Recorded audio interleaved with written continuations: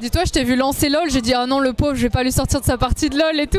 Oh non, j'ai juste lancé le launcher mais j'allais pas lancer la partie. Bon bah bienvenue du coup. Ouais, merci beaucoup Avam. Bon, je pense que les gens te connaissent, mais si tu veux te présenter un peu peut-être. Ouais, avec plaisir, Billy, 27 ans. Streamer à mes heures perdues de temps en temps quand je suis motivé et voilà. Ça fait combien de temps que tu fais ça du coup, là maintenant? Ça doit faire 4 ans je pense. Ouais. Ça doit faire 4 ans de façon un peu aléatoire de temps en temps. T'es plutôt sur Twitter toi là-bas? Sur Twitter, ouais, sur Twitter, mais je suis bien plus YouTube que Twitch aussi de base. Ok, ça marche. En gros, donc ce que je t'ai expliqué, c'est genre, soit tu réponds à une question qui met un peu dans la sauce, soit tu testes la sauce. Est-ce que tu résistes au piquant ou c'est chaud? Ah, ça dépend parce qu'il y a quelques pays comme tu vois aux Antilles où c'est vraiment piquant. Mais ça c'est un piment qui vient d'où, tu sais pas? En fait, en gros, là, tu vois, t'as des classifications. Ça monte, c'est un peu comme Hot Ones, tu vois. Genre, ça monte au fur et à mesure. On n'est pas obligé d'attaquer direct avec des trucs vénères. Il y a plus vénère. Et après, il y a vraiment pour ceux qui sont chaud. Genre ceux qui sont vraiment, c'est une chiffre, tu la manges et il n'y a pas d'échappatoire. Je pense pas qu'on ira jusque là. Mais déjà, on a tout ça ici. C'est tranquille. Et je pense que je peux essayer. C'est comme ça en crescendo? Ouais, mais tu vas voir, je vais commencer direct en général par ici parce que ça a pas du tout de goût. On va commencer plutôt direct dans ce tiers là. Je pense que je peux tenir 3 bouteilles de piment là.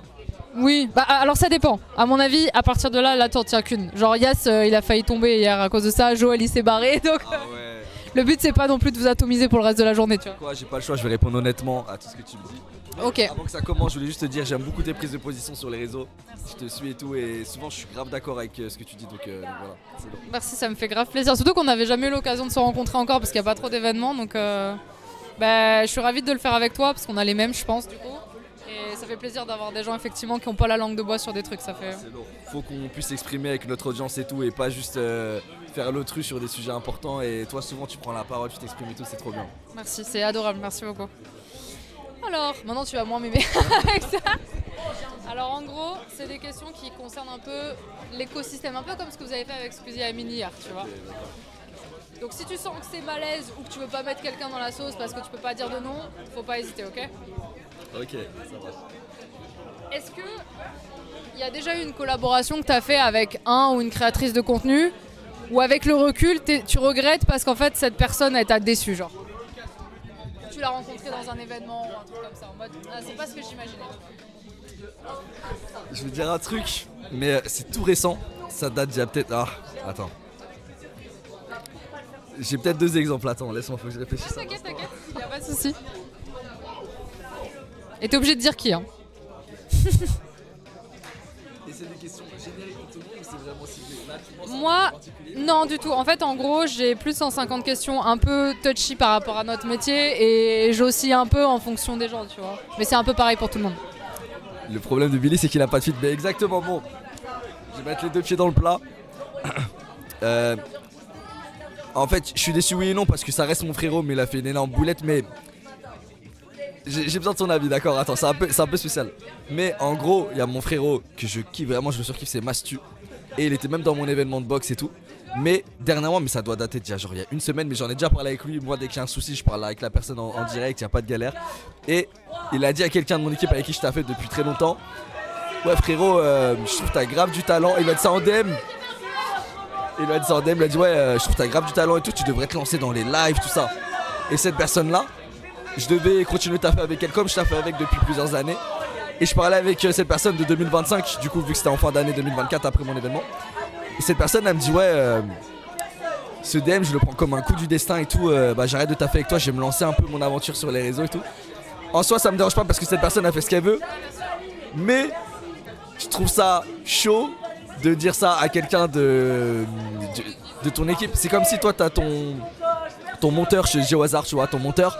Et je dis ouais, tu devrais arrêter de monter les vidéos pour Ava et tout. Et tu pourrais être figurant dans des courts-métrages, genre ça tirait trop bien, tu vois, t'as une bonne tête et tout. Et toi, du coup, tu te retrouves en galère parce que c'est ton monteur depuis 4 ans et il connaît tes codes et tout. Et le monteur, il dit bah Ava, j'arrête et tout. Est-ce que en disant ça, il pensait pas qu'il allait genre tout arrêter, mais plus en mode à côté, tu vois?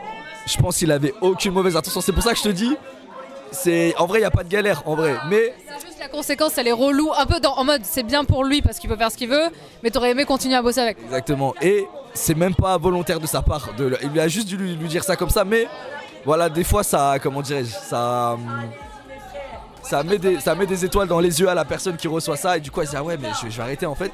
Et ça m'a vite fait déçu, mais même pas de lui, ça m'a déçu juste de la situation.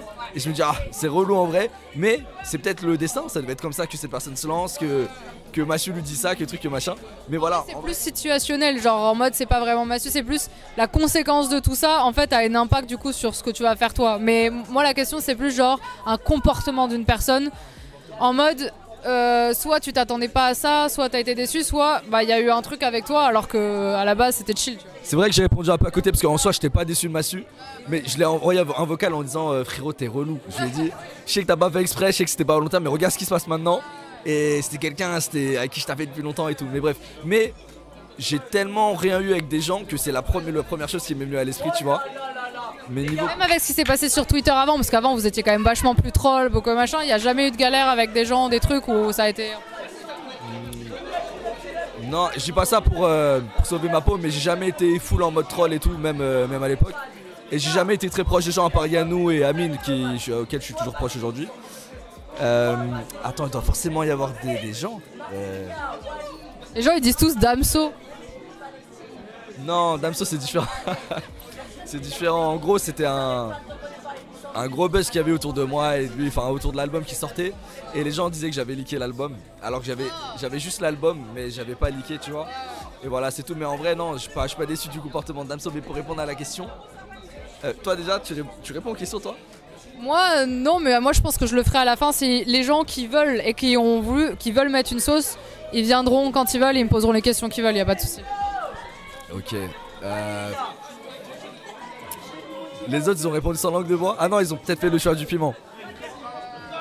Il y a des gens ils étaient en mode en vrai j'ai pas envie de mettre la personne sauce, ou si ils le disaient cash. Il y a plein de gens qui l'ont dit cash en mode. Ok. Ouais, il y a un truc, mais franchement, bah c'est. Si c'est chaud. Non, c'est l'organisateur de l'événement carrément, c'est Amine. Je suis très proche de lui, mais c'est peut-être même trop fusionnel parfois, ce qui fait que il y a des choses un peu minimes qui prennent encore plus la tête vu comment t'es proche de la personne. C'était sa vidéo en Algérie. J'aurais trop aimé qu'il m'invite. Et il m'a pas prévenu, j'ai découvert la vidéo en même temps que tout le monde.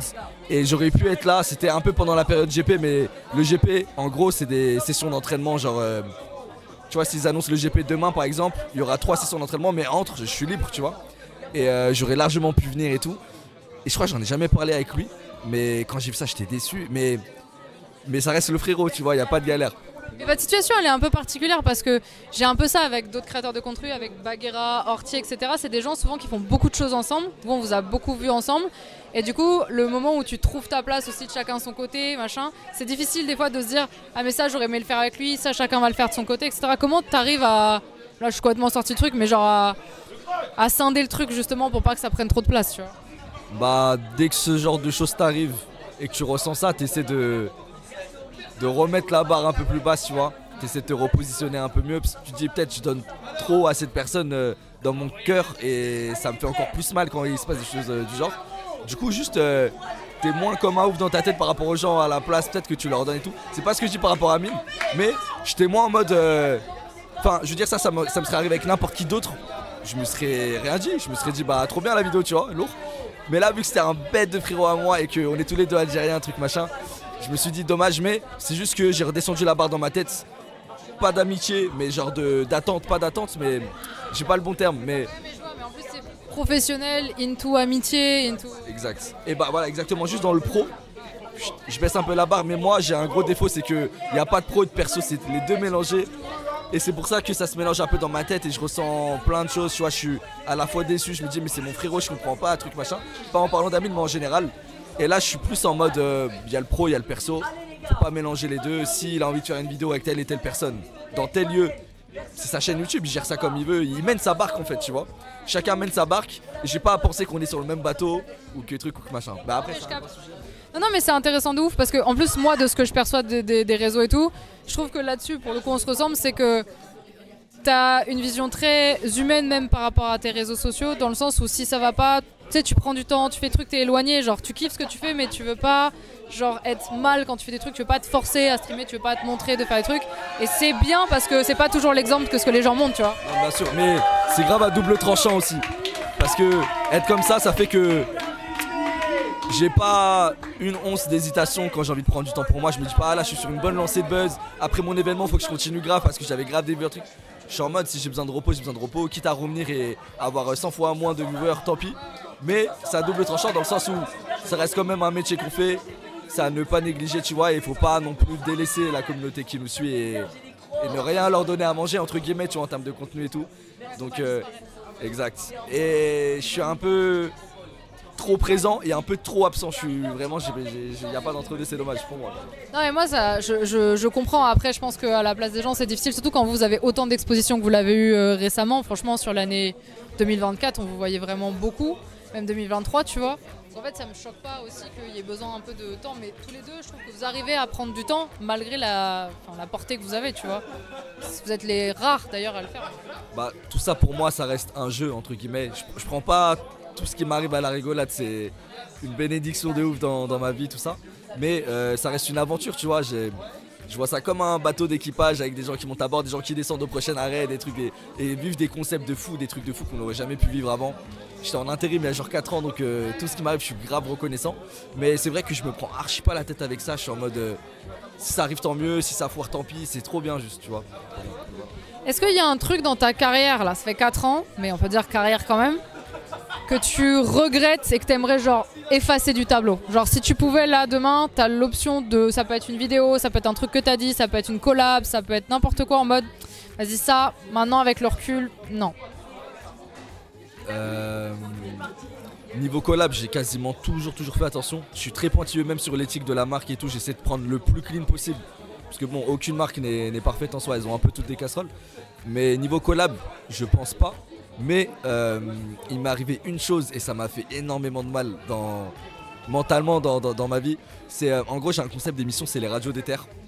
Et c'est des abonnés qui viennent raconter des histoires, mais ils passent par mon staff de présélection pour que moi j'ai pas à entendre l'histoire et comme ça je suis pas spoilé, tu vois, genre j'écoute l'histoire et je suis choqué des révélations petit à petit qui tombent dans l'histoire et tout. Et ça s'est toujours bien passé. Sauf à une émission où il y a un jeune qui vient et du coup moi je suis toujours au courant d'aucune histoire, tu vois. Et c'est le dernier jeune de la soirée et moi j'ai eu 4 histoires avant. Tu vois, le live ça fait déjà 2 heures de live, 1h30, tu vois. Je suis déjà un peu fatigué, tu sais, quand tu commences à être un peu bourré de fatigue, tu vois. Et je suis mort de rire et tout, il arrive, je le check, je rigole déjà un peu et tout. Je me dis, lui ça se voit, il va me raconter un truc de fou. Et c'était un gars assez jeune, tu vois, il devait peut-être avoir 16 ans maintenant, mais son histoire c'était quand il était au collège à ses 12 ans. Et en fait l'histoire, c'était une histoire, je m'attendais pas à ce que ça parte autant en cacahuète, mais c'est chaud, tu vois. Enfin, c'est chaud, ça reste une bêtise de jeunesse, il était au collège en 5ème quand il a fait ça, tu vois. C'est ça. Et ça, en fait, bah attends, je vais tout expliquer, mais en gros c'est le truc que je regrette le plus parce que si j'avais su, bien sûr, je l'aurais jamais invité ou ramené sur le truc. Mais je me dis, je devrais avoir un peu plus l'œil sur les gens qui viennent raconter des histoires parce que je suis pas à l'abri qu'un mec qui me raconte une dinguerie monumentale et que moi j'étais là à rigoler juste avant avec lui, tu vois. Mais pour l'histoire, en gros, il y avait son brevet en fin d'année. Bah non, brevet, je crois qu'il était en 3ème alors du coup. Il y avait son brevet en fin d'année et il était en panique de pas l'avoir. Ses parents, ils allaient le fumer, tout ça. C'était un élève assez médiocre et tout à l'école, mais un peu comme tout le monde à cette époque-là en 3ème. Et du coup, il a pensé à une strat, mais de malade mental. Et ça, je commençais déjà à avoir les larmes aux yeux tellement je trouvais ça fou. En fait, c'était vraiment fou de sa part. Il s'est auto-écrit des lettres pour s'auto-harceler et montrer en fait il s'auto-écrivait des lettres en laissant sur son bureau en allant à la récré dans l'espoir que quand il rentre, la prof elle dise mais c'est quoi sur ton bureau et qu'elle lise la lettre et qu'en fait ses parents soient convoqués en mode bah madame monsieur votre fils il se fait harceler à l'école et tout et lui qui soit en mode bah je sais pas je vais faire de mon mieux pour le brevet et tout j'ai des problèmes et en gros qui se crée lui-même des problèmes pour ses parents pour qu'ils lui disent mon fils c'est quoi c'est pas grave t'as le brevet et tout t'as passé une année dure tout ça. C'était ça le truc. Et moi, à partir de ce moment-là, ça va en vrai. Bon, même si le harcèlement, c'est pas un sujet à prendre à la rigolade. Mais en fait, il le fait pas à quelqu'un d'autre. C'est genre un peu horrible pour les gens qui le subissent, mais il fait pas du mal à quelqu'un. C'est full à lui-même. Et ça, le fait qu'il me raconte ça, j'avais les larmes aux yeux parce que je lui disais, mais t'es complètement taré. Je lui ai dit, mais tu voulais pas juste, je sais pas, réviser ou juste pas avoir ton brevet. T'as vu, ça arrive de pas l'avoir, de trucs de machin. En plus, c'est un diplôme qu'on demande pas par la suite et tout, tu vois, dans les études.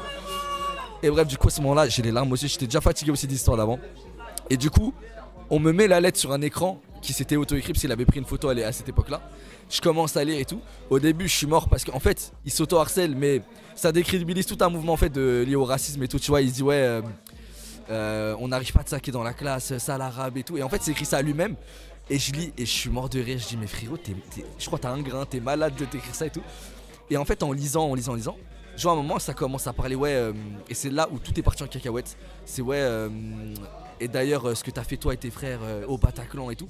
Et je lis ça. Et en fait, je commence à arrêter de lire la lettre. Et là, je commence. Et en fait, j'ai un rire nerveux à ce moment-là parce que j'étais déjà en fou rire avant. J'avais du mal à m'arrêter. Et je rigole. Et je lui dis, mais.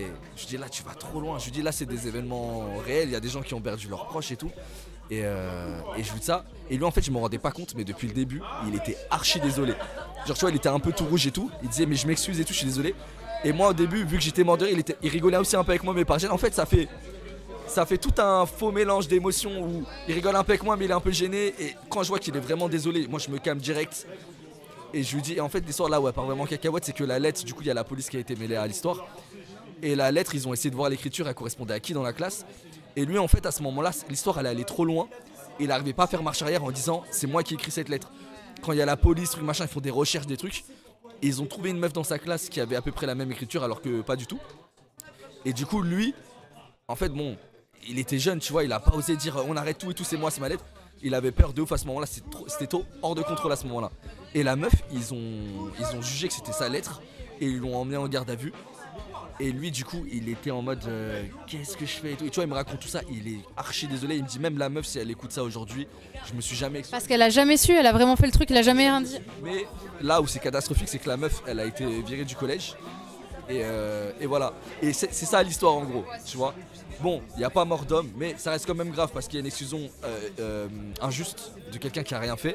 Bah surtout elle du coup elle a pris une certaine forme de harcèlement aussi dans l'histoire parce qu'en plus il y a des gens qui ont dû croire que c'était vraiment elle qui l'avait fait. Oui bah carrément elle a, enfin du coup vu que c'était un collège, il y a un collège par ville généralement elle a dû prendre un bus pour aller dans une autre ville alors qu'elle habitait juste à côté de ce collège là et tout. Bref ça a un peu changé son train de vie à elle aussi.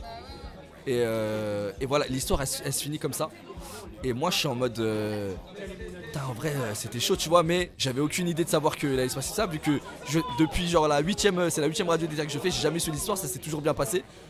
Maintenant je devrais prendre des précautions et les personnes qui ont fait les présélections de ça, j'ai arrêté de les mettre, j'ai arrêté de travailler avec eux tout simplement. Donc voilà. Et là où c'est parti en cacahuète, c'est que l'extrême droite s'est approprié le truc en disant bah en fait vous êtes tellement regardé aujourd'hui que voilà, mais en fait c'est un tout plein de sujets. En fait la rediff elle est restée un mois sur YouTube sans qu'il arrive rien. Même les gens dans le chat ils étaient et au début morts de rire comme moi et après en mode ah non là l'histoire c'est chaud et tout. Et tout allait bien jusqu'à que l'extrême droite genre Damien Rieu, un gars comme ça, reprenne le truc un mois plus tard. Et c'est là où c'est devenu un sujet. Et reprocher quoi? Parce qu'en fait t'avais pas assez réagi pour eux par rapport à ça. En fait, déjà ils connaissaient pas le concept de l'émission où je sais rien des histoires des invités. Et ils me reprochaient d'avoir mis en avant un gars comme ça Et en fait j'avais beau expliquer que je suis pas au courant des histoires et que ça reste quand même une faute qui m'incombe parce que ça reste mes équipes, ça reste mes présélections même si j'ai pas l'œil dessus tu vois. J'accepte ces trucs là mais que les gens comprennent que c'est pas volontaire de ma part tu vois. C'est pas volontaire de ma part. En plus le petit s'excusait parce qu'il était vraiment en mode rédemption de fou. Il était en mode Je vais dire, pour moi ça ressemble beaucoup à un mec qui a besoin d'expier le truc quelque part tu vois. Genre en mode j'ai ce truc là sur la conscience. Et je sais pas s'il a une famille ou quoi, un grand frère. Mais je pense qu'il y a beaucoup de gens aussi qui te regardent aussi dans ce cadre là. Genre je pourrais m'identifier avec mon grand frère. J'aurais besoin de ses conseils parce que là je me sens comme une merde tu vois. Et ça va pas changer l'histoire, mais voilà. Et le fait de rigoler ou d'en parler avec les gens, bon, je pense qu'il a capté que ce qu'il avait fait c'est de la merde, mais tu sais, il avait besoin de trucs. C'est pas ok dans tous les cas, mais. il était vraiment en mode. Il voulait se débarrasser, il voulait sortir de cette histoire de lui parce qu'il m'a même raconté dans l'histoire qu'un pote lui avait offert une paire pour un peu lui remonter le moral. Et même son meilleur pote qui lui offre une paire, il lui dit pas frérot, attends, m'offre pas la paire, en fait c'est moi qui écris la. Même à son pote, il a jamais lui osé lui dire. Du coup là, y a personne qui est au courant, même pas ses parents ni rien. Bah, suite à l'histoire, si. Mais, et même son pote qui a. C'était au fait que ça a été public là, enfin le truc. Avant même que l'extrême droite reprenne ce truc, juste le fait de faire la radio des terres, et ben peut-être ses parents ils étaient devant, son pote il était devant, et c'est là où son pote il a tout découvert, il a dû dire ah ouais je dois faire une paire. Bon, en soi la paire je pense qu'il s'en fout son pote, mais il a dû repenser à l'histoire en disant ah ouais en fait c'est lui qui a fait tout ça depuis le début tu vois. Et là où ça m'a vraiment fait du mal, et du coup je regrette trop cette histoire là. Après c'était mon dessin parce que j'aurais pas pu pré-shot ça tu vois, genre en présélection et tout. Et là où ça m'a trop fait du mal c'est que les gens disaient ouais genre sous plusieurs de mes tweets par la suite ils disaient ouais bah tu vas faire quoi, tu vas encore rigoler des morts du Bataclan. Et en fait c'était ça l'étiquette que les gens me donnaient en mode je trouvais ça trop drôle. J'étais grave d'accord avec le Bataclan. Et c'était genre un gimmick, souvent les gens d'extrême droite avaient, en mode ils venaient sur, par exemple j'ai annoncé une vidéo Urbex, rien à voir avec tout ça, tu vois, genre 3 à 4 mois plus tard, en mode ah bizarre que ça te fasse rire la vidéo, genre c'est un peu comme le Bataclan, ça te fait trop rire, hein, n'est-ce pas? Et je suis en mode, y a rien de drôle à ça les gars, genre. Non, mais c'est de l'interprétatif. Mais après, je vais te raconter une histoire là-dessus. Alors, ça me concerne pas directement, mais c'est quelqu'un avec qui je passe du temps. Et ça va te montrer à quel point, genre, rien que tu vois l'événement avec tous les gens qui sont en mode ouais, et l'Ukraine et machin. Les gens vont toujours essayer de twister le truc à leur sens, surtout avec une montée des extrêmes en ce moment. Mais il y a un truc, c'est que tu vois, par exemple, des fois, tu vas réagir d'une façon parce que dans ta tête, ça semble simple et que quand t'en parles avec les autres, tu vois, par exemple, là, tu m'as raconté l'histoire, je l'ai compris, je me suis pas offusqué, mais je suis en mode ok, c'est chaud et tout. Mais il y a des gens, ils vont twister le truc. Simon Puech, il est passé dans une émission où il a raconté le fait qu'il était allé du coup, tu sais, en Ukraine avant que ça pète et tout machin. Et en gros, lui, ce qu'il a fait, c'est qu'il a fait une vidéo là-bas avec des gens qui étaient dans les tranchées et tout, mais c'était avant que ça parte, tu vois. Sauf que quand il est allé sur place, il a vu vraiment des trucs assez chauds, tu vois, des mines, des machins, des trucs comme ça. Et en fait, les mecs pour la vidéo lui montraient un peu, entre guillemets, que les trucs un peu de façade. Pas les réels trucs, et lui en fait il voulait vraiment montrer, pas du tout pousser les gens à faire des trucs hardcore, mais juste dire les gars c'est pas de la propagande, mais enfin vous dites pas toute la vérité ou quoi aussi. Je pense que les gens ils doivent vraiment s'intéresser à ce qui vous arrive parce que c'est chaud, à tout moment ça peut partir, et c'était vrai du coup c'est à tout moment. Et quand il a été en plateau sur une émission, il en a parlé comme si il me racontait ça à moi ou à toi en mode ouais en gros j'ai dû aller leur demander je veux des images de tanks, de mines, de machin, mais tu sais il l'a dit en mode comme s'il faisait son listing de courses, tu vois, alors qu'en fait il était juste en train de dire il me fallait ces images pour que les gens réalisent que c'était un truc genre archi concret. Et ça a été repris de ouf en mode ah ouais mais toi en fait tu pousses les gens à faire des images horribles, t'es un bandeur de guerre, t'es un machin, etc. Et il s'en est grave voulu aussi parce qu'il était en mode, c'était son premier live, il avait jamais fait de live avant, tu vois, et il était en mode bah en fait, dans le journalisme, on le sait tous, on est obligé d'avoir des trucs d'attache pour montrer des vraies images. Mais j'avoue, j'aurais jamais dû le dire comme ça. La façon de le dire, elle était nulle et tout. Mais en fait, j'en ai parlé comme j'en parlerai avec des potes du milieu ou quoi. En fait, je veux que les gens s'intéressent à une cause qui me semblait importante, mais j'ai dit de la pire des manières. Et cette étiquette, elle lui colle encore aussi des fois où il y a des gens sous ces tweets qui sont en mode alors t'es un bandeur de guerre, tu veux pousser les Ukrainiens à aller dans des mines, des machins, des trucs comme ça. Et il est en mode mais frère, genre je fais que des vidéos pour informer les gens sur des trucs. Et vas-y, par contre, je me suis grave mal exprimée parce que j'ai pas encore tous les codes de ces trucs-là et on lui ressort, donc ça me fait un peu penser à ça les gens mélangent tout, genre t'as réagi sur le moment, t'étais un peu choqué mais t'étais un peu pris de court et voilà. En fait, ce qui rend fou, et c'est un truc que j'aime pas chez les gens en général, bon c'est pas tout le monde qui est comme ça, mais c'est qu'au moindre faux pas, au moindre écart, les gens ils peuvent oublier 90% de prévention que t'aies pu faire dans le passé en disant ah en fait tu révèles ton vrai visage, t'es comme ça là. Bah non, quand tu vois sur la balance du truc, il y a 99% de vert, 1% de rouge. Dis-toi que c'est un écart et que la personne elle a pas fait exprès. Et le bon soupçon, tu vois. Et surtout qu'en fait, les gens, faut qu'ils puissent capter que le live, c'était en live à la télé, c'est ça? Ou même si c'est pas en live, même si c'est juste du plateau et que c'est à froid et qu'eux font du montage par la suite, c'est un exercice très compliqué parce que nous on n'est pas des politiques, on n'a jamais été formés à ça, on s'est formé sur le taf informé. Je parle comme si on avait suivi une école de formation, mais on n'est pas formé, surtout, tu sais que je trouve on n'est pas si bien entouré. Genre tu sais, par exemple c'est des trucs tout con, mais déjà on n'a pas de syndicat, on n'a pas de trucs de machin, etc. contre tout ça. Et surtout tu l'as dit, tu vois, genre l'équipe avec qui t'as travaillé, bah tu fais plus avec. En fait les gens pensent qu'on est ultra entouré sur les idées et tout, mais moi par exemple je viens de prendre pour la première fois vraiment quelqu'un pour m'aider, alors que ça fait 5 ans que je stream, tu vois. Mais bien sûr, en fait, il y a des sujets aussi touchy, par exemple, si Simon Puech ça avait été un footballeur, ça avait été un basketteur, ça a été Brad Pitt, qui tu veux, il aurait eu quelqu'un pour pouvoir l'aiguiller et l'aider sur ce mot, tu vas plus le dire comme ça, tu vas tourner comme si fais attention à cette question, c'est peut-être une question. Et en fait, nous on y va juste avec nos couteaux et on se pose et on répond de façon sincère et honnête, tu vois, enfin de façon innocente. Et des fois, ça donne lieu à des trucs comme pour Simon, faut que les gens aient le bon soupçon, tu vois. C'est comme. En fait, une situation en live, c'est très très dur à gérer. C'est comme moi, l'histoire. Quand j'étais en live, en fait, ton cerveau, bon, t'es streameuse, tu sais que ton cerveau il a jamais la l'heure quand il y a un truc qui va pas. Et tu dis, ok, là je suis en direct, faut que j'agisse maintenant, qu'est-ce que je fais? Et t'as tout plein d'options qui s'agitent dans ta tête. Et moi, comme le petit me racontait son histoire, je me disais, ok, là ça part vraiment cacahuète, qu'est-ce que je fais? Est-ce que je lui dis, on arrête et je le fais sortir? Mais faire ça, c'est un peu le jeter sous le train, tu vois, c'est en mode. Il y avait pas son pseudo ni rien en vrai. Il y avait pas de. Pseudo ou quoi, il y avait pas moyen de le retrouver. Non, il y avait rien. Mais j'étais en mode, est-ce que je continue? Enfin. Est-ce que si je le laisse assis là devant moi en train de raconter ça, je donne mon approbation à ça? Et en fait tu te poses plein de questions et tu dis bon ok, je vais le laisser finir l'histoire, je vais essayer de tasser ça, de finir au plus vite, de dire merci beaucoup et tout et que la personne rentre chez soi. alors que c'est peut-être pas la bonne solution. En fait, en live, tu sais vraiment pas comment réagir. Et peut-être même qu'elle a regretté instant après avoir dit ça, mais il doit déjà passer à la phrase d'après, tu vois. Ouais, ça dépend en fait comment il l'a présenté parce que c'était en mode rédemption, mais quand même pour passer sur une émission, moi il y a surtout un truc, je me dis peut-être que cette histoire elle a permis à voir avec sa famille en mode, en vrai psychologiquement c'est chaud quand même. Quand on arrive à ce stade de mensonge à dire des trucs aussi graves et du coup tu te rends pas compte de ce que tu dis, il y a quand même un suivi à faire là parce que c'est... Alors peut-être qu'aujourd'hui ça lui a servi de leçon, mais moi je serais ses parents, en vrai j'aurais plus été inquiet de la situation à l'époque, au-delà même de le blâmer en mode il en était au point de pouvoir faire un truc sur le Bataclan tellement il allait mal, c'est chaud en vrai. Une peur des parents, tu vois, je sais pas comment ça se passait à la maison. On n'a pas tous les mêmes vies, loin de là, mais voilà, en tout cas c'était un truc à ne pas faire, mais c'est que vraiment peut-être il était en détresse au point de faire ça, au lieu de juste rater son brevet ou dire à son père bah je l'ai pas eu, truc machin, je sais pas. Mais voilà, en tout cas c'est le truc que je regarde le plus, c'est cette histoire-là. Si je pouvais retourner dans le temps, ce petit, je l'aurais dit, tu sais quoi, je vais faire que 4 histoires au lieu de 5 ce soir, viens pas, mais merci beaucoup d'être venu. Et voilà. Mais du coup, ce que les gens ont fait pour attraper ma veste là-dessus, exclusivement sur le Bataclan, genre c'était plus l'histoire du petit, tout ça concernait plus ça. C'était moi et le Bataclan, genre que j'étais trop content que ça se soit passé et que le truc. Les gens, ils ont inventé des dingueries. Ouais, exact. C'est genre, ah forcément, il est arabe, donc forcément... Exact, mais voilà, ça me fait mal parce que j'essaie de me tenir à carreau le plus possible. C'était le moindre écart que j'ai pu faire, le premier écart à limite. Enfin, il y en a peut-être eu d'autres, mais voilà, pour répondre à ta question. Ok, ça marche. Non, mais c'est honnête en vrai, c'est grave honnête.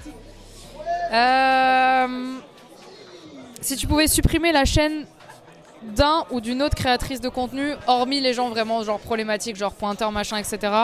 Parce que vas-y, le contenu, tu penses qu'il fait pas avancer les choses dans le bon sens, ça serait qui? Alors, pour l'instant la mienne. Pour l'instant la mienne. 2025, je vais vraiment avoir une toute nouvelle idée sur YouTube et proposer vraiment des choses innovantes, j'espère des nouveaux concepts et tout. Mais pour l'instant, c'est comme ma chaîne. Je dis pas que je suis pas fier ou quoi de mon contenu, mais je peux inventer l'eau chaude, tu vois, je révolutionne rien. Je fais des urbex de temps en temps. Des fois, il y a des concepts assez cool, tu vois. Mais ce genre de chaîne, je trouve, c'est. Je sais pas comment dire.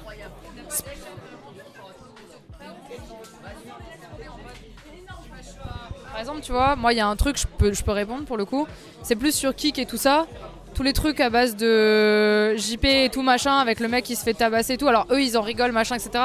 Premier degré, ça me met mal à l'aise parce qu'en fait, genre il y a un mood dans le truc qui est trop bizarre. Là ils ont l'air de kiffer quoi, mais moi premier degré, au-delà de... Même eux, s'ils se marrent ensemble, mais l'image que ça donne du truc, c'est archi chaud en vrai.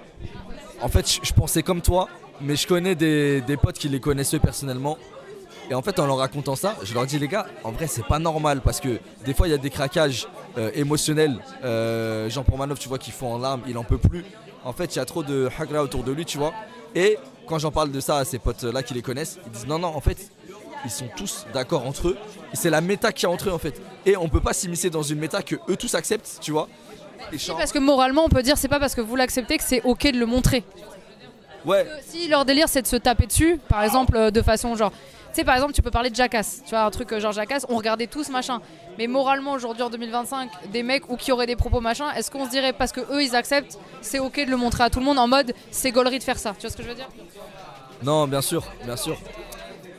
Mais après, est-ce qu'on peut empêcher des gens de s'amuser? Après, c'est pas le type de contenu que j'ai envie que ce soit montré aux jeunes parce que ça reste des fois violent, des fois c'est de l'humiliation, des fois truc, des fois machin. Et je dis pas ça pour critiquer leur contenu, j'ai quasiment jamais regardé à part 2-3 clips qui ont pop dans ma TL, tu vois.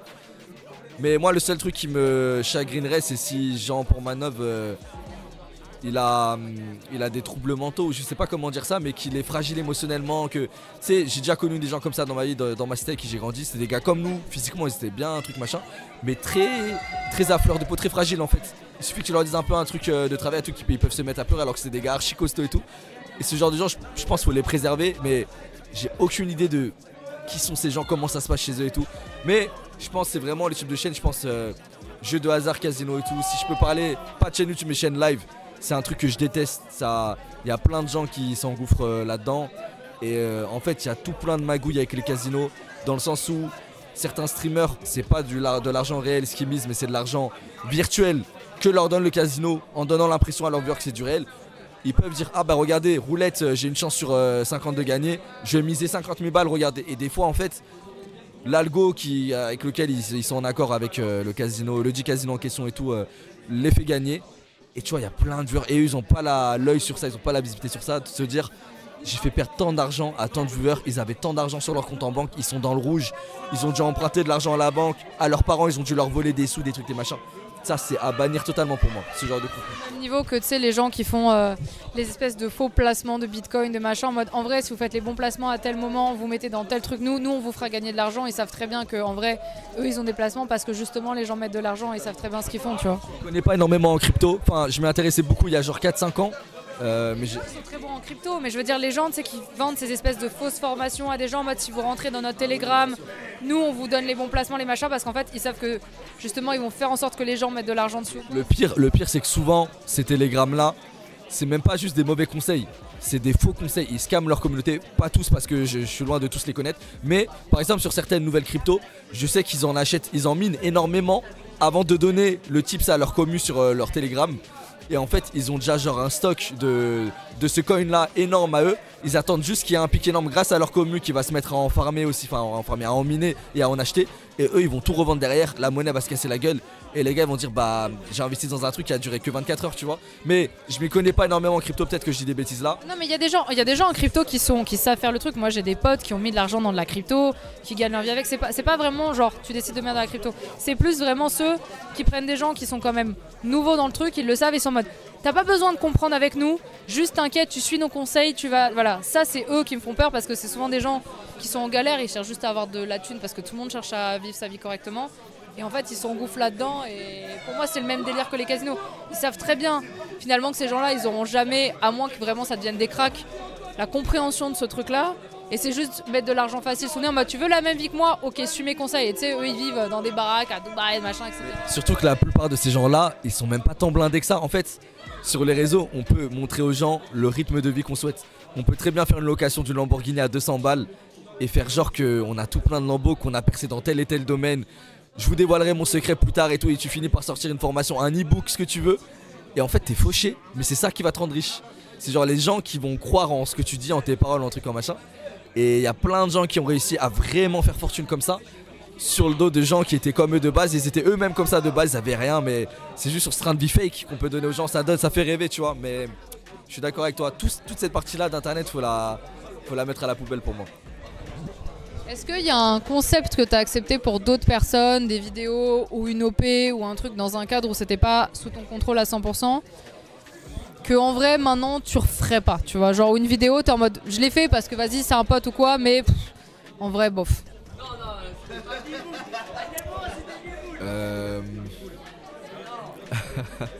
Magla va me tuer, mais justement je pense que je peux en parler parce que c'est une vidéo qui est jamais sortie et je crois qu'il sortira jamais. Mais en gros Magla m'avait invité sur un concept et tout. Je crois que c'était un peu du last minute et tout. D'ailleurs moi j'étais là parce que je dépanne et tout, il n'y a pas de galère. Je suis venu et puis Magla c'est la sœurette. De toute façon je sais pas pourquoi je dépanne, elle m'a mis sur un truc, j'y vais parce que c'est la sœurette Magla tu vois. J'y vais mais le concept, je vois ce qu'ils ont voulu faire, je vois où était l'idée, mais sur place c'était pas foufou.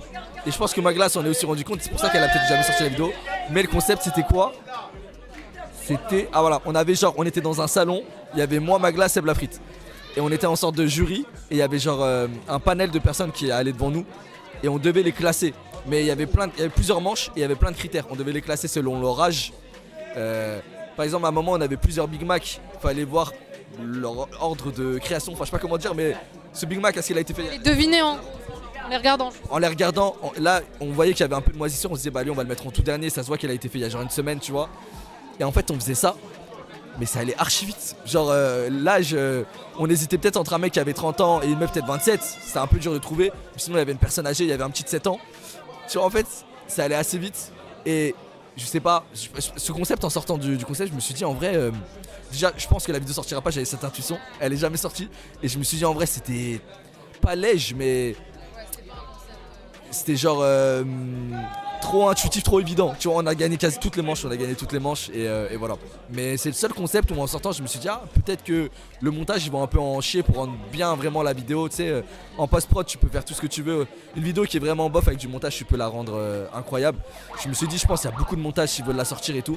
Mais au final, ils l'ont jamais sorti, voilà. C'est le seul truc. Il y a des gens qui disent, il y a des gens qui disent que c'est ce qu'a fait Squeezie mais en inversé. Qu'ils ont mis les créateurs de contenu et c'était d'autres personnes qui les jaugeaient. Et il y avait Magla dedans. J'ai vu la vidéo Attends, c'est quoi déjà? Non, c'est les gens. Oui, voilà, c'est en inversé, c'est les gens qui doivent classer. Qui, à ton avis, le plus stylé, le plus machin? Parce qu'en gros, ils s'étaient votés entre eux et c'était d'autres personnes qui votaient. T'as raison, mais en fait.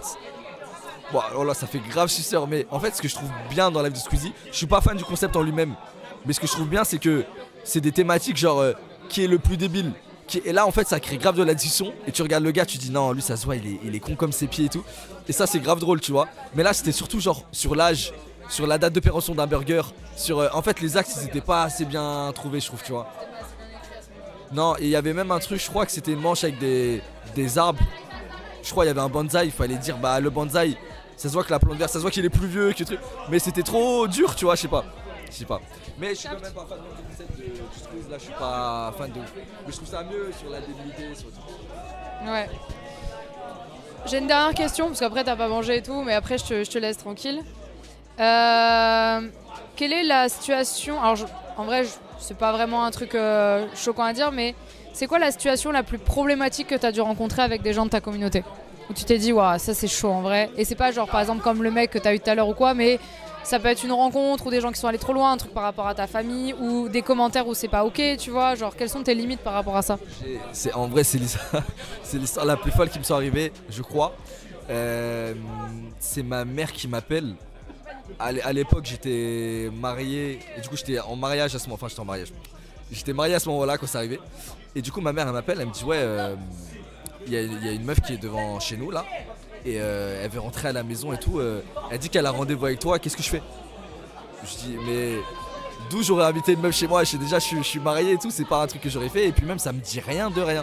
Et je fouille dans ma mémoire. Je lui dis, mais. Et elle me dit, bah, elle est toujours là. Et en fait, elle dit que. Elle travaille alors soit à la CAF soit à la sécu sociale. Et elle dit qu'en gros t'étais passé pour un problème qui avait rien à voir, t'avais un peu parlé avec elle.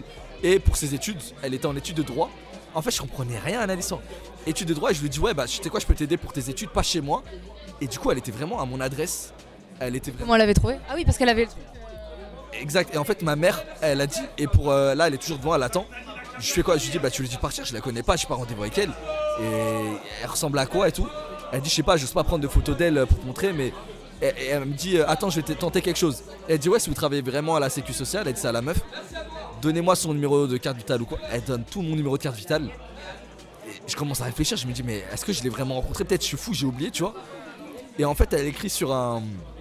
Elle laisse un mot, genre ma mère elle lui dit non il est pas là actuellement, partez et tout. Elle dit bah je peux laisser un mot, ma mère elle dit si vous voulez. Elle écrit sur un papier officiel de la sécu sociale, tu vois, genre de la CAF ou je sais pas. Et elle écrit ouais Bilal et tout, merci beaucoup pour la dernière fois, tu me dis quand est-ce que je peux repasser ton aide, ça me fait grave plaisir. Et elle laisse son numéro. Et moi je l'appelle direct, je lui dis ouais, et moi en fait je suis grave gentil avec elle au début parce que je veux grave sa tête. Et j'ai pas envie de la froisser tout de suite au téléphone. Je dis ah le rendez-vous tout ça me rappelle rien et tout, mais ça te dit tu m'ajoutes sur Snap et tout. Et elle comme une débile elle m'ajoute sur Snap. Je fais ah attends viens on lance un visio et tout, on lance un visio. Et elle comme une débile elle décroche vite, mais en fait je voyais déjà sa tête, je pense qu'elle avait l'intention de cacher, mais ça a tellement décroché vite qu'il y avait sa tête et je screen et elle cache vite et j'avais sa tête en screen, tu vois. Et elle dit même tu fais quoi et tout. Je dis maintenant écoute tu vas arrêter tes bêtises là, je te connais pas, je suis jamais allé à la sécu sociale ou à la CAF de ma vie. Qu'est-ce que tu es en train de me faire? T'as mon adresse, mon numéro de téléphone, t'oses venir sonner chez ma mère, vouloir rentrer chez moi, t'oses mentir à ma mère alors que ma mère elle est, comment on appelle ça, elle est nia, ça veut dire elle est... Et du coup elle a les limites la faire rentrer, lui servir un thé et tout, tu vois. Et je lui dis qu'est-ce que tu fais, tu vas trop loin, je sais que t'es une abonnée et tout. Elle me dit ah non du tout, et là elle me raconte une histoire mais genre qui me fait douter en fait. Elle me dit c'est un mec qui est venu vraiment à la sécu sociale, soit c'était toi, soit il s'est fait passer pour toi. Et je lui dis mais comment ça? Il me dit c'est simple, il avait ton numéro de carte vitale et tout, il disait qu'il avait oublié sa carte vitale chez lui. Je fais souvent ça quand je vais chez le médecin, je l'ai pas sur moi et j'ai ça en photo et je donne le numéro, ils retrouvent mon compte, tu vois. Il dit il a donné exactement ton numéro de carte vitale, ton nom prénom, il te ressemblait de ouf. Et en fait j'ai parlé avec lui sur un sujet qu'il avait au sujet de la carte vitale et tout. Mais quand j'ai sympathisé avec lui, je lui ai parlé de mes études de droit que je fais à côté. Et il m'a proposé de passer, il m'a donné ton adresse. Et en gros il m'a donné rendez-vous tel jour, telle heure. Et je lui dis mais... Et là je doute parce que je me dis comment le mec il aurait pu avoir... C'est gros quand même. En fait l'histoire elle est invraisemblable. T'as jamais eu la réponse de ça? Non jamais, parce qu'après avoir screen, elle m'a bloqué direct et tout. Enfin j'ai eu là cette discussion là avec elle. Elle m'a cash bloqué et tout après. Je pense qu'elle a eu peur que... Je sais pas, que j'envoie ça à la CAF et à l'Oc social, je sais pas quoi, qu'elle soit virée en fait, tu vois. Et C'est bizarre comme réaction parce que quand t'as vraiment rien à te reprocher là-dessus, tu seras en mode bon bah désolé, tu sais, genre j'ai vraiment cru que c'était le cas, je suis désolé d'avoir fait ça, m'en veux pas et basta, pourquoi tu bloques, tu paniques je sais pas, mais en fait, je me dis si. Je sais pas, en fait, c'est trop gros pour rencontrer quelqu'un qu'elle aurait aimé rencontrer. Bah, peut-être moi. Si elle avait vraiment assisté une menteuse, que vraiment tout ça c'est faux, elle veut juste me rencontrer. Elle est peut-être tombée sur tes infos, tu sais, elle a cherché, elle a trouvé tes infos et elle s'est dit en vrai, je tente, tu vois. Ouais, mais en quoi c'est logique de me faire croire à un rendez-vous que j'ai fait avec elle là-bas, à la CAF ou à l'Ox-Social, je sais pas quoi, alors que non, elle sait qu'elle peut pas me mentir, c'est moi, genre, c'est. Et déjà, ils sont mythomanes et tu sais, ils sont tellement mythomanes qu'ils arrivent à croire leur propre truc en mode de toute façon, j'ai rien à perdre, genre plus c'est gros, plus ça passe. Ouais, c'est vrai, t'as raison. Déjà faire ça. Dans tous les cas, c'était faux, c'est le truc le plus fou qui me soit arrivé parce qu'elle avait toutes mes infos. Et en fait, son histoire, elle tenait la route en soi. Parce que, je sais pas, genre, mais c'était pas logique que si elle mente, enfin, si elle mentait, c'était pas logique que elle a inventé tout ça pour me rencontrer. C'est évident que je suis jamais allé là-bas, que je l'ai jamais vu de ma vie, que je sais pas c'est qui, je suis jamais allé à la CAF. Enfin, bref, tu peux pas me mentir comme ça, genre, c'est. Voilà. Mais je pense que c'est une fois. Après, c'est très individuel, c'est pas la commu en général, pour répondre à ta question. Creepy de fou, ouais, franchement. Ouais, c'est badant et ça montre bien du coup que ça existe des deux côtés, tu vois, genre parce que nous ça nous arrive avec des gars, genre de l'érotomanie, des trucs comme ça, mais t'as aussi des meufs à qui ça peut arriver. Et souvent ce que je disais à des gars qui me suivent, je dis mais les gars, vous êtes tellement pas sur le qui-vive parce que vous avez pas l'impression qu'on vous dit tout le temps de vous méfier des gens en général parce que vous êtes des gars et tout, mais demain, tu sais, un truc tout bête, mais à l'époque où les gens étaient sur des applications de date, de machin, et la meuf elle dit ouais viens, les mecs ils faut pas la question, viens. Nous on est en mode en droit public et tout, si t'as des meufs qui sont vraiment avec un esprit bizarre, il peut vraiment t'arriver des folies en vrai. Non, c'est vrai. Après, peut-être c'est maladroit ce que je veux dire, mais c'est 1 milliard de fois plus dangereux pour vous parce que moi en soi, la meuf, je sais qu'elle va rien me faire. Genre, elle a beau revenir et tout, à part si elle a une arme à feu, elle sera pas menaçante pour moi. Mais c'est totalement différent pour vous. Ça me rappelle un peu l'histoire de, tu sais, Too Much Lucille et le gars qui l'attendait en bachelor avec un couteau et tout. En fait, c'est horrible. C'est des menaces physiques, mais c'est juste quand t'en es au point de. Moi, ce qui me ferait peur avec ce genre de personne, c'est pas qu'elle me menace physiquement, c'est plus qu'elle a un esprit de mythomanie tellement fort qu'en fait, elle se crée une vie dans sa tête, un truc ou quoi. Elle crée des problèmes, elle crée des trucs parce qu'en fait, la meuf est persuadée de son délire à tel point qu'elle est capable de te mentir face à toi, tu vois. Et ça peut complètement partir en couille. Ça, c'est un peu effrayant de plus avoir de contrôle là-dessus. Mais effectivement, t'as pas peur physiquement. Non, je comprends, mais c'est la même chose pour vous, mais avec l'aspect physique, violence en beaucoup plus. Genre. On se méfie plus. Ouais, bien sûr. Quelqu'un peut vous suivre à votre voiture et vous empêcher de la fermer. Vous avez même pas la force peut-être pour arriver à fermer votre portière. C'est genre il y a une escalade dans la violence, mais genre 100 fois pire pour vous, tu vois. Donc c'est vrai que c'est chaud. Ouais, c'est tendu. Bah écoute, merci beaucoup pour tous les trucs. T'as répondu. T'as même pas eu besoin de goûter. T'as répondu à tout. Ah, de fou, c'est vrai. Ouais, vraiment, t'as été honnête et tout. Bravo, franchement. Respect de ouf. Et j'espère que j'ai pas dit trop de dingueries. Non, j'ai pas l'impression de Trop ouf. sans filtre, je te jure, je suis trop sans filtre. Non, mais moi j'ai trouvé ça cool parce qu'en plus on n'a pas. En fait, c'est presque devenu juste une discussion, tu vois, de trucs, de points de vue, comme on n'a jamais eu l'occasion de le faire. Moi je kiffe ça, c'est exactement ce que je fais sur ma chaîne tout. J'adore parler avec les gens pour comprendre leur point de vue, leur machin, et c'est sain cette discussion. Parce que ça se trouve, on n'est pas d'accord sur des trucs, mais c'est sain, tu sais, on en parle. Mais moi je kiffe l'humain, la relation humaine, même si on n'est pas d'accord sur un truc qu'on va débattre et tout, j'aime trop ça. C'est les meilleurs lives que je passe quand c'est des petits talks posés comme ça. Je regrette juste pour Massu, pardonne-moi mon frère, parce qu'en vrai, t'as pas fait grand chose et j'ai répondu totalement à côté de la question. Je suis pas déçu de toi, mon frérot, t'es mon frère. Et voilà, mais pour le reste, je pense que c'est ok ce que j'ai dit. Et Magla, désolé d'avoir parlé de ce concept. Peut-être t'aurais voulu terrer ce concept vidéo à tout jamais. Maintenant, les gens ils savent qu'elle existe. Et voilà, je suis désolé. T'as le droit d'avoir des ratés aussi. Je pense que t'as besoin d'avoir des échecs aussi pour mieux te réajuster derrière sur certains trucs, tu vois. Le regarde, tu le disais avec ta chaîne, genre. Exact, voilà, mais je voulais revenir sur ma chaîne. J'ai des vidéos, elles puent leur grand-mère, vraiment, elles sont nulles. Par exemple, la vidéo Magalouf, on devait vraiment être sur une île déserte en mode survie. Au final, on était juste en Espagne, toute une nuit. C'est quoi, c'est à cause du fait que t'avais pas assez d'équipe, pas assez de moyens, qu'est-ce que. Ouais, en fait, ça s'est fait grave dans le rush. Et on devait partir sur une île. Ah, pardon, il y a quelqu'un d'autre pour l'interview. Ah, ok, désolé. Ça va, mon frérot, tranquille, ouais. Ça s'est fait grave dans le rush. Et ce gars est gris de ma part. Et on devait organiser vraiment ça sur une île, y aller en barque et tout. Mais ça s'est pas passé comme prévu. Et voilà. Donc vraiment, ce gars est gris de ma part. Et il y a eu ça sur pas mal de mes vidéos. Ouais, t'es quand même hilarante et tout. Mais ça, c'est un miracle. Non, parce qu'on rigole beaucoup entre nous. Donc il y avait des trucs grave drôles. Mais ça reste juste En fait, on aurait pu faire ça dans le 9-4, tu vois ce que je veux dire, genre, on était en Espagne, vraiment, pour rien, on a goûté aucune spécialité locale, il s'est rien passé. Est-ce que c'est pas... Parce que tu me disais, moi, il y a des trucs, je suis pas fan et tout, mais qu'est-ce que t'aimerais faire toi? Parce que moi, l'image que j'ai du fait que les gens, ils vous aiment comme ça, c'est pas forcément pour ça, mais cette spontanéité, même dans l'erreur, dans le truc d'assumer la chose, de finalement, en vrai de vrai, on s'en fout de ce que vous faites, on veut juste être avec vous, faire des trucs. Même si c'est genre être dans un truc gaze en Espagne, ou à l'autre bout du monde ou quoi, c'est de vivre des trucs, tu vois. Qu'est-ce que toi, du coup, t'as envie de changer là-dessus, tu vois? En vrai, c'est le truc, t'as entièrement raison, c'est le truc auquel je tiens le plus, c'est cette sincérité même dans notre contenu. Même si je fais une vidéo, j'invite demain Amine, Inox, ils me disent mais ta vidéo elle pue sa grand-mère et tout, je vais pleurer de rire avec eux, je vais laisser ça en montage. Peut-être même on va arrêter le concept dans la vidéo, on va faire autre chose, tu vois, mais c'est grave drôle, mais ça a ses limites au bout d'un moment, enfin ça a ses limites. Je peux pas faire ça toute ma vie sur YouTube, tu vois, au bout d'un moment.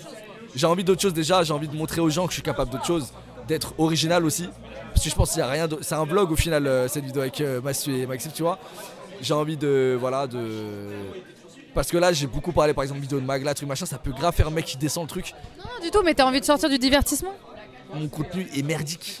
Tu vois, là je pense que t'es surtout dur avec toi-même parce que tu te compares peut-être à quelque chose d'autre. Genre qu'est-ce que t'as en tête, tu vois? Parce que au final ce que vous faites tous c'est du divertissement, il y a plus ou moins de trucs, tu vois, plus ou moins bossé, plus ou moins travaillé. Mais est-ce que en plus vous êtes entouré par... Enfin, vos potes, c'est quand même les monstres de YouTube, donc forcément, tu sais, t'as un peu ce comparatif dans les prods, dans les trucs. Moi, quand je vous vois, forcément, tu sais, il y a des moments où je suis en mode, bah, vas-y, j'aimerais trop avoir tel prod, je pense que je ferais différemment, machin, mais en vrai, factuellement, à quoi tu te compares pour dire ça, tu vois? Parce que les gens, ils kiffent ce que tu fais.